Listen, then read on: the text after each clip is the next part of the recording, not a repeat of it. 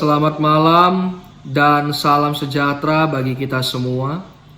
Berjumpa kembali di dalam program Night Call GPIB Minggu 12 Juni 2022. Kiranya setiap kita berada di dalam pemeliharaan tangan kasih Tuhan. Perkenalkan, saya Pendeta Timotius Edward Lalala, Pendeta Jemaat di GPIB Maranatha Tanjung Selor, Pos Pelkes Hosiana Muara Pangean, dan Pos Pelkes Immanuel Longbuang. Saudara-saudari yang terkasih, kita akan mendengar dan merenungkan kebenaran firman Tuhan. Namun sebelumnya, marilah kita berdoa. Ya Allah, Bapa kami, di saat ini kami datang kepadamu ya Tuhan. Kami rindu untuk mendengarkan sabda kebenaran firman-Mu. Kami mohon, curahkanlah Roh Kudus-Mu atas setiap kami ya Bapa. Mampukanlah kami untuk memahami dan mengerti akan kebenaran firman Tuhan dan apa yang Tuhan kehendaki bagi kami di dalam kehidupan ini. Bersabdalah ya Tuhan, karena kami umat-Mu telah siap untuk mendengarkannya. Di dalam nama anak-Mu, Tuhan kami Yesus Kristus, Sang Firman yang hidup, kami berdoa. Amin. Pembacaan firman Tuhan pada saat ini dibacakan dari kitab Amos pasal 5, ayat 18 sampai ayatnya yang ke-20. Kitab Amos pasal 5 ayat 18 sampai ayatnya yang ke-20 yang mengatakan, celakalah mereka yang menginginkan hari Tuhan. Apakah gunanya hari Tuhan itu bagimu? Hari itu kegelapan, bukan terang. Seperti seseorang yang lari terhadap singa, seekor beruang mendatangi dia dan ketika ia sampai ke rumah, bertopang dengan tangannya ke dinding, seekor ular memagut dia. Bukankah hari Tuhan itu kegelapan dan bukan terang, kelam kabut dan tidak bercahaya? Demikianlah pembacaan Alkitab. Berbahagialah setiap kita yang mendengar dan melakukan firman Tuhan. Terpujilah Kristus. Haleluya. Selamat malam dan salam sejahtera sekali lagi untuk kita semua. Saudara-saudari yang Tuhan Yesus kasihi, tema perenungan kita di malam hari ini berjudul pengharapan palsu. Jika kita berbicara tentang hari Tuhan dalam konteks akhir zaman, berarti kita sedang berbicara tentang waktu atau saat di mana Tuhan akan datang untuk kedua kalinya. Namun khususnya di dalam perjanjian lama, frasa hari Tuhan sebenarnya lebih ditujukan kepada saat di mana Tuhan akan melaksanakan keputusannya untuk menghukum bangsa Israel dan bangsa Yehuda terkait dengan kejahatan-kejahatan yang mereka lakukan di hadapan Tuhan. Walaupun demikian, secara profetik, ayat-ayat di dalam perjanjian lama ini juga dapat merujuk kepada hari Tuhan yang akan datang, yaitu ketika Tuhan akan datang lagi untuk yang kedua kalinya. Bagi anak-anak Tuhan, hari Tuhan atau Yom Yahweh ini adalah suatu hari yang sangat istimewa. Karena pada hari itu kita akan dapat melihat Tuhan dan bertemu muka dengan Tuhan. Akan tetapi bagi orang-orang fasik dan orang yang hidup dalam dosa, hari Tuhan itu sebenarnya adalah suatu ketakutan, suatu kegentaran, dan suatu hari yang penuh dengan kegelapan. Mengapa? Jika kita tanya pada diri kita atau tanyakanlah pada orang-orang di sekitar kita, apakah mereka sudah siap menghadapi hari Tuhan? Atau katakanlah apakah mereka juga sudah siap menghadapi akhir zaman atau sebut saja kiamat itu? Hanya orang-orang yang hidup di dalam Kristus dan orang yang yakin akan keselamatannya saja yang akan menyongsong kiamat atau hari Tuhan itu dengan sukacita. Yang lainnya, mereka akan ketakutan dan pasti belum tentu siap untuk menghadapi hari Tuhan itu. Saudaraku, sama halnya dengan kondisi bangsa Israel dan bangsa Yehuda di dalam konteks kitab Nabi Amos ini. Saat itu kehidupan bangsa Israel dan Yehuda secara rohani tidaklah baik. Mereka hidup dalam dosa-dosa yang biasa mereka lakukan. Mereka menindas orang lain. Mereka hanya mencari untung dalam kehidupan mereka tanpa berpikir ternyata apa yang mereka lakukan selama ini adalah hal yang salah. Adalah hal yang tidak berkenan di hadapan Tuhan. Adalah hal yang melanggar kehendak Tuhan. Intinya, hidup mereka bukanlah hidup yang benar.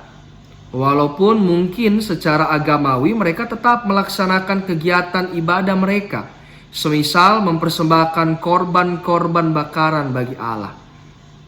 Oleh karena itu, banyak orang-orang Israel dan Yehuda yang merasa bahwa gaya hidup mereka sudah benar dan tidak ada yang salah dengan kehidupan mereka. Mereka menerapkan kebiasaan untuk menerapkan hal-hal yang biasa. Artinya mereka membenarkan kebiasaan-kebiasaan mereka meskipun hal-hal itu salah. Mereka bukan berusaha untuk membiasakan hal-hal yang benar. Dari sini, saudara-saudari yang terkasih, kita menemukan inkonsistensi di dalam iman dan perbuatan mereka. Nabi Amos mengkritik habis-habisan pola pikir dari bangsa Israel dan Yehuda ini. Memang betul, jika hari Tuhan adalah hari yang baik bagi mereka yang hidup sungguh-sungguh di hadapan Tuhan. Akan tetapi, bagi orang-orang atau bagi mereka yang tidak sungguh-sungguh hidup benar di hadapan Tuhan, maka bagi mereka hari Tuhan sesungguhnya bukanlah hari yang penuh dengan sukacita dan terang, melainkan hari yang penuh dengan kegelapan. Bahkan hari Tuhan diibaratkan dengan datangnya hewan-hewan buas, seperti singa, beruang, dan ular yang akan menyerang manusia. Itulah mengapa harapan mereka akan hari Tuhan yang menyelamatkan benar-benar bertolak belakang dengan apa yang akan dilakukan Tuhan nantinya pada mereka. Pengharapan tersebut menjadi sia-sia atau sebut saja menjadi pengharapan palsu. Bukannya diselamatkan, malah mereka akan dihukum atas perbuatan-perbuatan jahat yang mereka lakukan. Saudara-saudara yang terkasih, sayangnya apa yang dilakukan oleh Israel dan Yehuda pada saat itu tidaklah berbeda jauh dengan yang sering dilakukan oleh orang-orang percaya pada masa kini. Ada yang rajin beribadah, rajin ke gereja, rajin berdoa, rajin membaca Alkitab, namun sayangnya masih suka beria-ria di atas penderitaan orang lain. Masih suka bersikap curang terhadap saudaranya. Ada yang rajin memuji Tuhan, namun lepas itu kata-kata kasar kembali menguasai mulutnya. Ada yang sudah melayani sekian tahun lamanya di gereja, namun masih menaruh curiga dan dendam pada sesamanya. Ada yang dalam pelayanan penuh kasih, tapi sampai di rumah penuh amarah. Apa yang ingin kita renungkan saat ini, saudaraku, adalah mari menyelaraskan ibadah-ibadah ritual dan ibadah-ibadah aktual tersebut. Mari selaraskan hati dan pikiran kita pada keinginan dan kehendak Tuhan dalam kehidupan yang kita jalani ini. Jangan sampai kita menjadi pribadi yang kehidupan beriman dan perbuatannya tidak sama atau tidak seimbang. Jika kita masih seperti halnya orang-orang Israel dan Yehuda dalam perikop ini, marilah memohon ampun pada Tuhan dan berubahlah. Jika kita sedang berusaha menyelaraskan kehidupan beriman kita, kiranya Tuhan saja yang memampukannya. Tuhan menuntun setiap kita untuk hidup berkenan di hadapan-Nya, supaya pengharapan kita akan keselamatan dari Allah tidak menjadi sia-sia atau menjadi pengharapan palsu. Amin untuk firman Tuhan. Saudaraku, mari kita tundukkan kepala dan hati pikiran kita. Mari kita berdoa. Ya Tuhan Yesus, terima kasih untuk sabda kebenaran firman-Mu yang menyapa, mengajar, dan mengingatkan kami. Biarlah ya Tuhan, kami dimampukan untuk menjadi anak-anak-Mu yang menyelaraskan kehidupan kami, baik di dalam ibadah-ibadah ritual dan aktual kami, baik di dalam iman pengharapan kasih kami, baik juga di tengah-tengah setiap hal-hal yang tampak di dalam sikap, tingkah laku, dan perkataan kami. Biarlah ya Bapa, kedua hal tersebut boleh berimbang, kedua hal tersebut boleh berjalan beriringan, dan kedua hal tersebut boleh selaras.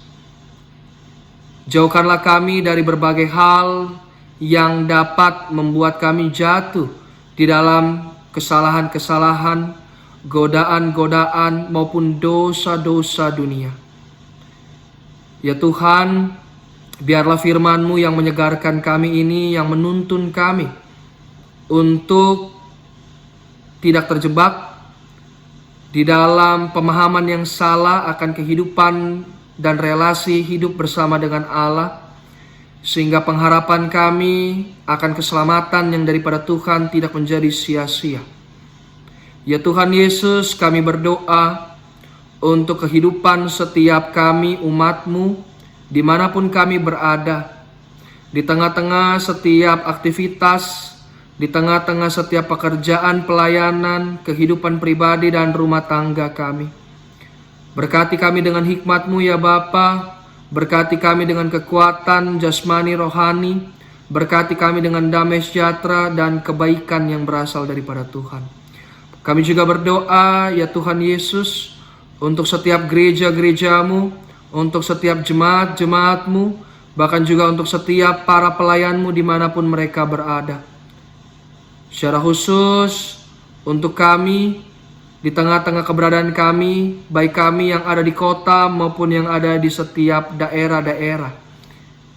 Tuhan, pakailah kami sebagai gereja-gereja-Mu pribadi dan komunal untuk terus meneruskan kasih Allah, baik di tengah-tengah kehidupan berjemaat, baik di tengah-tengah pekerjaan kami, baik di tengah-tengah keluarga kami, dan berbagai hal yang Engkau anugerahkan bagi kami. Tuhan, pakailah kami juga untuk meneruskan setiap pelayanan dan kesaksian kami, baik di tengah-tengah bulan Pelkes ini, maupun di tengah-tengah setiap gerak layan kami hari lepas hari. Ya Allah Bapa, kami menyerahkan berbagai macam pelayanan persekutuan dan kesaksian kami. Kami menyerahkan berbagai macam hal yang kami syukuri dan gumuli. Kami menyerahkan berbagai hal-hal yang juga kami bawa di dalam doa-doa kami ke dalam tangan pengasihan Tuhan. Untuk setiap proses-proses terkait dengan pemilihan Majelis Penatua Diaken periode pemilihan 2022-2027, Tuhan memberkati panitia pemilihan. Tuhan memberkati setiap mereka yang dicalonkan, setiap mereka yang dapat dipilih maupun dapat memilih. Biarlah Tuhan rahmat-Mu nyata dan bekerja atas segala sesuatunya. Biarlah setiap kami yang dipanggil, setiap kami yang nantinya juga diutus, kami menjalaninya dengan hati yang takut dan taat akan Tuhan. Hati yang konsisten di dalam melaksanakan tugas dan tanggung jawab tersebut. Ini kami ya Allah, anak-anak-Mu. Kami juga menutup hari kami ketika kami juga nantinya hendak beristirahat, kami menutupnya dengan kesaksian bahwa Allah teramat baik di dalam hidup kami. Biarlah kami boleh beristirahat dengan pemeliharaan dan penyertaan Tuhan. Kami dijauhkan dari setiap mara bahaya, kami dijauhkan dari setiap kuasa-kuasa kegelapan, sehingga esok hari kami boleh bangun dengan kekuatan dan nafas kehidupan yang baru untuk menjalani aktivitas kami di hari yang juga telah Engkau anugerahkan bagi kami. Ini kami ya Bapa, ampuni dosa dan kesalahan kami Tuhan, baharui hati dan hidup kami sehingga kami boleh hidup berkenan di hadapan Tuhan saja. Di dalam nama anak-Mu Tuhan kami Yesus Kristus, Tuhan dan Juru Selamat kami yang hidup, kami berdoa, kami bermohon, dan kami berserah. Amin. Saudaraku, itu tadi firman Tuhan kiranya dapat menyegarkan dan menjadi kekuatan bagi setiap kita yang mendengar dan merenungkannya. Tetap jaga kesehatan, sayangi diri sendiri dan lindungi keluarga. Salam sehat, Tuhan Yesus memberkati kita semua.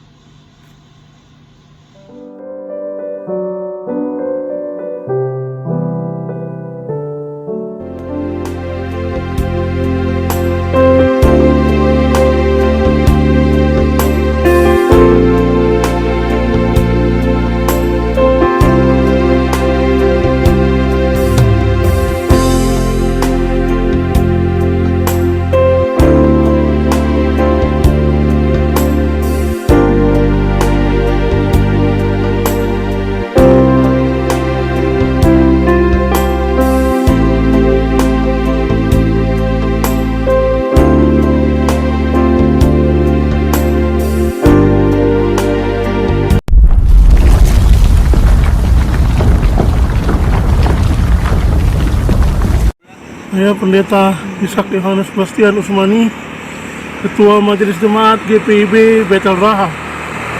Saat ini saya berada di Pospelkes Merimbano Latompa, wilayah paling timur pelayanan GPIB. Seperti Bapak Ibu saksikan saat ini, tahun yang lalu pagar dari Pospelkes Merimbano Latompa ini rubuh diakibatkan oleh curah hujan yang tinggi dan volume gempa. Oleh karena itu, pada kesempatan saat ini saya mohon dukungan doa dan juga dana agar kami dapat membangun kembali pagar Pospelkes Merimbano Latompa yang sudah rubuh ini, dan anggaran yang dibutuhkan sekitar 240 juta rupiah, karena kami akan merubah kembali posisi pagar dari Pospelkes Merimbano Latompa ini. Dan saya berharap dengan dukungan doa dan juga dukungan dana dari Bapak Ibu, kami dapat membangun kembali pagar Pospelkes Merimbano Latompa ini supaya bisa menjadi bagus kembali, sehingga semuanya boleh mendatangkan kemuliaan bagi nama Tuhan.